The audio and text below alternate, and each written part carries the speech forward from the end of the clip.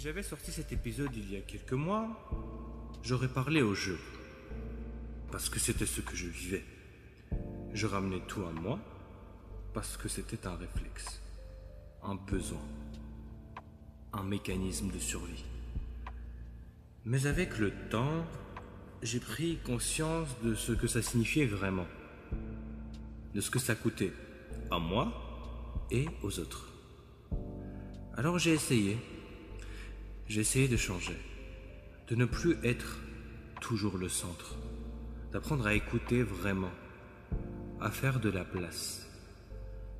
Aujourd'hui, je vous parle au nous, parce que je sais que ce réflexe n'est pas seulement le mien, que beaucoup d'entre nous ont cette fâcheuse manie, par peur, par habitude, ou encore par besoin de se sentir exister. Mais on peut tous changer ça. On peut tous apprendre à laisser de la place, à accueillir les silences, à faire confiance à l'autre, à ne pas avoir toujours besoin d'être le héros de la conversation.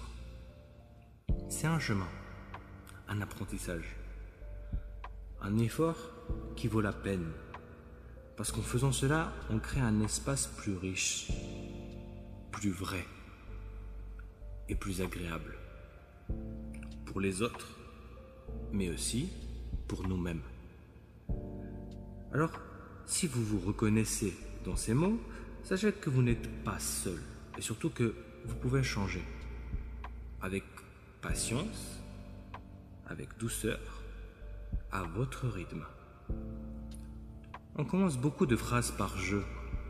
On parle de nous, même quand ce n'est pas forcément nécessaire. Parfois on croit faire écho, mais on ramène tout à notre vécu, nos blessures, nos anecdotes.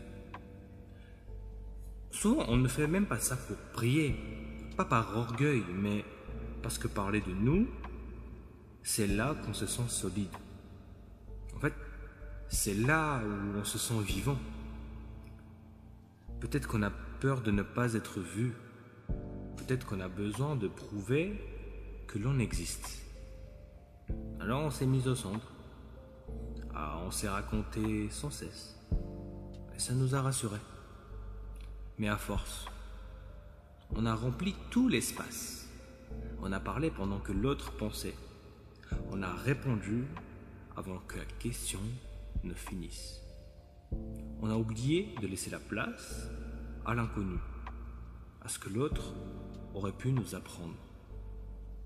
Et même au-delà de ça, ça donne lieu à des conversations sans aucun sens, parce que si les deux parlent uniquement d'eux-mêmes, sans écouter l'autre, c'est juste un enchaînement de monologues. C'est pas une conversation. Et donc, ça empêche le développement de relations véritables ou même de développement en fait de nous-mêmes. Et un jour, on s'est rendu compte qu'on pouvait exister autrement, qu'on n'a pas besoin de parler tout le temps pour compter, qu'on peut écouter sans disparaître, et que le silence, parfois, en dit plus long que nos histoires. Alors on apprend. On respire un peu plus lentement. On laisse les phrases des autres aller jusqu'au bout. On ne cherche plus à tout comprendre tout de suite. On ne veut plus tout ramener à nous. On s'offre la liberté de ne pas toujours être le centre. De laisser du vide.